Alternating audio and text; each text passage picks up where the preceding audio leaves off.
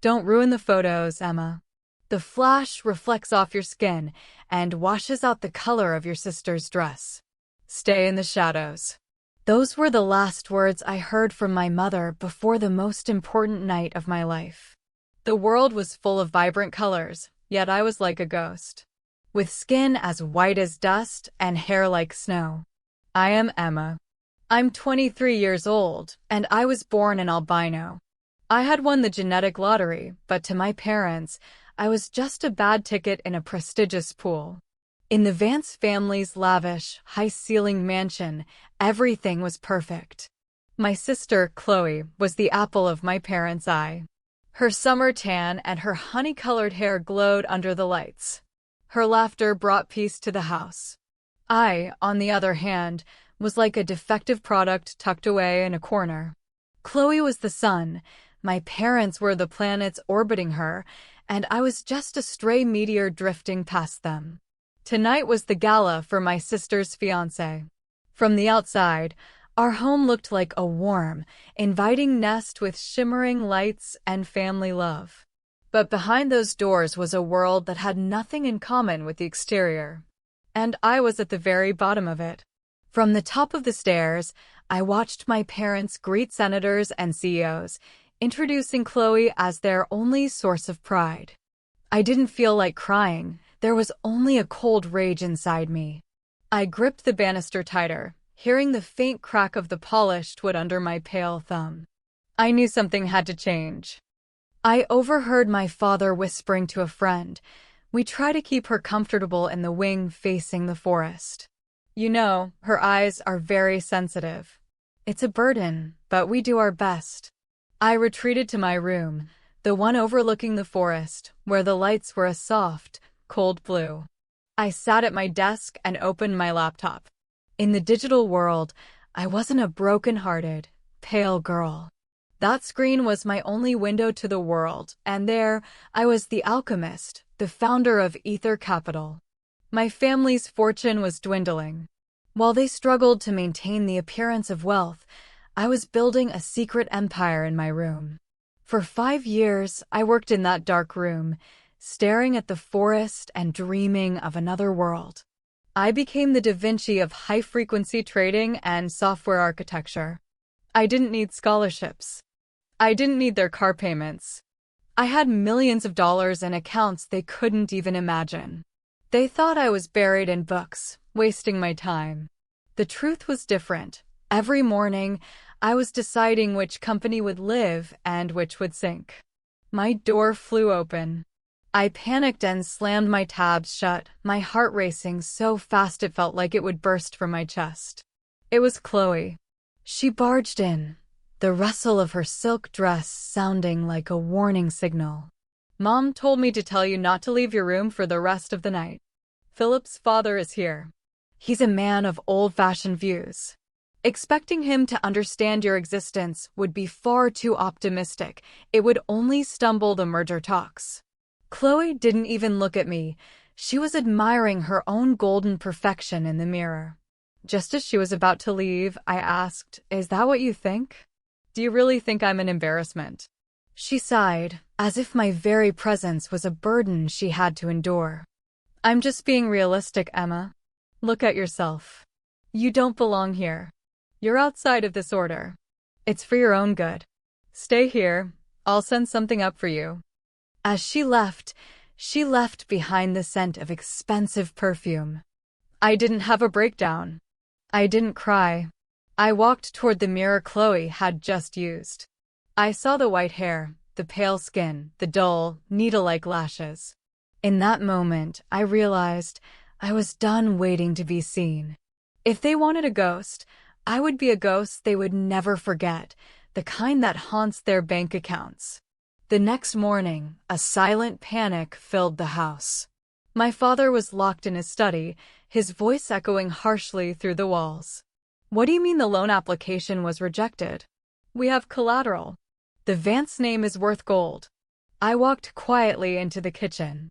My mother's hands were shaking as she held her phone. "Not now, Emma," she said impatiently, her eyes glued to her files. "The bank is closing our limit. If we don't find a solution by the weekend, the house is gone. Everything is gone. I poured a glass of water, my hands as steady as a surgeon's. I said to my mother, maybe you should ask Ether Capital. The woman who hadn't looked up once suddenly raised her head. I could see the irritation in her eyes. Ether Capital?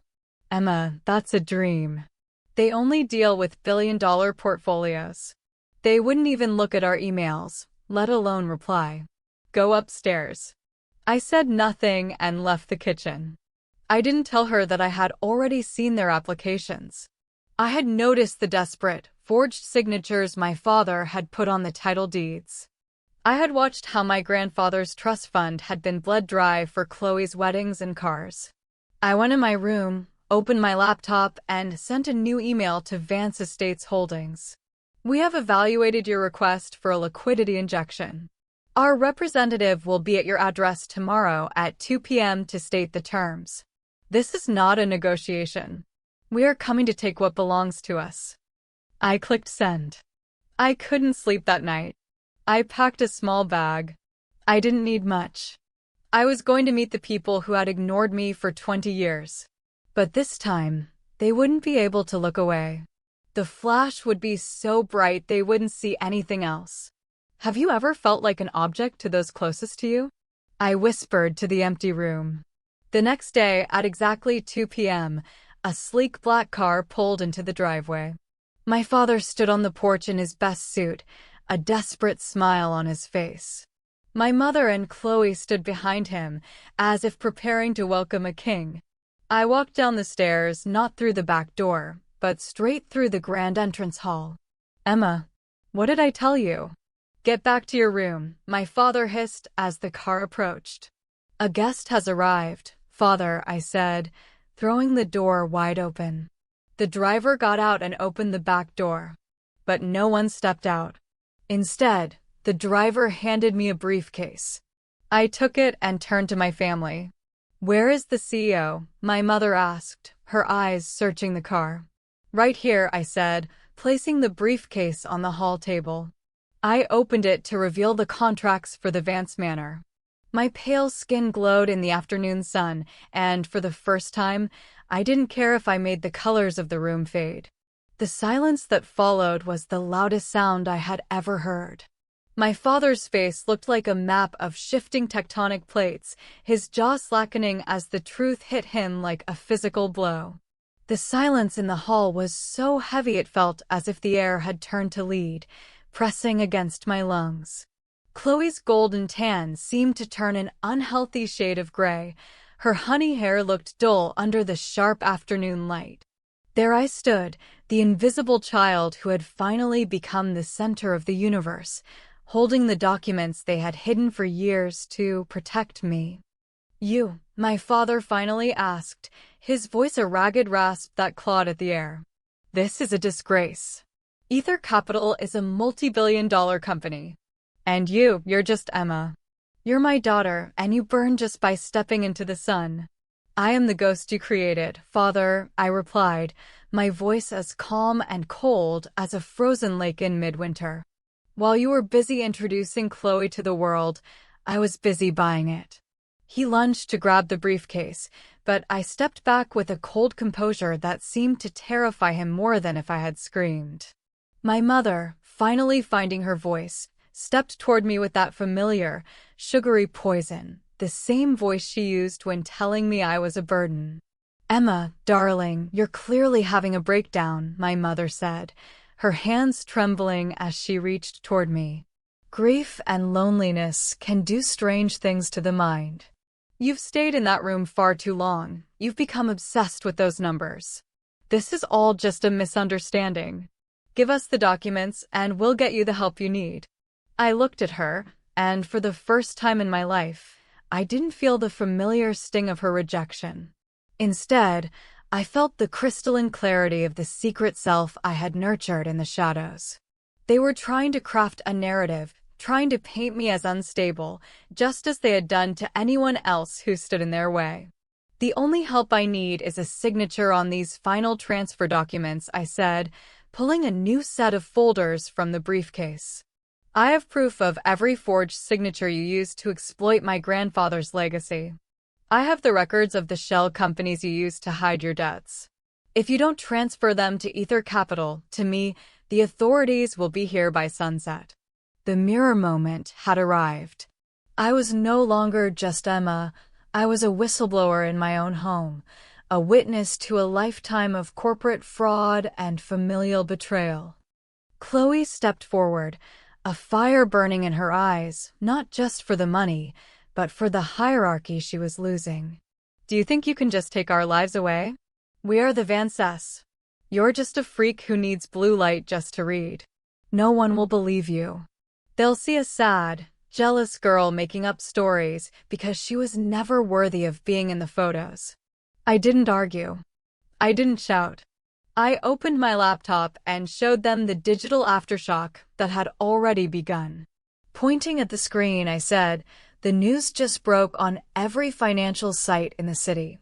Ether Capital acquires Vance Estates amid fraud allegations." The headline is quite striking, isn't it? Her face drained of color as her phone began to vibrate. Then my father's phone. Then the house phone. A barrage of notifications, messages, and calls from investors, lawyers, and the very people they had tried so hard to impress. The cameras were live. The world was watching, and the Vance name was no longer gold, it was lead. "How could you do this to your own family?" my mother whispered, her voice choking on sobs that sounded hollow and theatrical. "Love proves itself, Mother," I replied, speaking a truth I had learned from the people I had actually chosen as my family, the developers, the fellow ghosts on the forums, the ones who stayed by me when I was buried in silence. Family stays. You didn't. You hid me. You made me an obstacle to your social status. The confrontation moved to the living room, where the decorations for Chloe's engagement gala still hung like mocking banners of a lost empire. My father sat in his favorite chair, looking older and frilier than I had ever seen him. He was no longer a powerful patriarch. He was a man who had sold his own child for the sake of appearances. "I made a mistake," he muttered, his voice hollow and echoing as he stared at the floor. "I thought if we could just get through this merger, if Chloe married Philip, we could fix everything." I wanted a way out. "You wanted a way out for Chloe," I corrected him. "You never once looked for a way to reach out to me." The validation blast was silent. There were no grand speeches, only the sound of a pen scratching against paper as my father signed over his remaining shares to Ether Capital. He didn't do it out of love. He did it because he was a cornered coward. "Now leave," I said, my voice firm and clear. "All of you. This property is now under the control of Ether Capital. You have until tomorrow morning to pack your things. Take your designer dresses, take your cars that haven't been seized yet. But do not look back." Chloe tried to speak, her face filled with regret only for her own lost future. I knew it. "Emma, please, where will we go? You're my sister." "I was your ghost, Chloe," I said, turning my back on her. "Ghosts don't have sisters." I walked out onto the balcony and watched the sunset paint the sky in breathtaking shades of orange and gold. For the first time in my life, I didn't feel like I was wandering in a dark place. This time, I was truly born into freedom, into the light, and into a truth I had fought bravely to reclaim. I was no longer broken. I had become a strong, grounded, and free woman. My new home wasn't built of mahogany and mirrors, but of peace and a love free from fear. I had chosen myself, and in doing so, I had finally stepped out of the shadows. Have you ever felt this way? I thought as the wind brushed past me, carrying the scent of the evening and the serenity of a victory won in silence. To grow strong in the face of those who wronged you, and when the day comes, to close that door forever. That isn't just revenge. That is rebirth itself. If you have ever felt ignored in your life, condemned to the shadows, you are not alone. Join our sanctuary, share your story, and walk with us on the journey to find your own voice. Subscribe, Turn on notifications and become a part of the family of those who step from the darkness into the light. Because behind every silent story lies a power that will one day shake the whole world.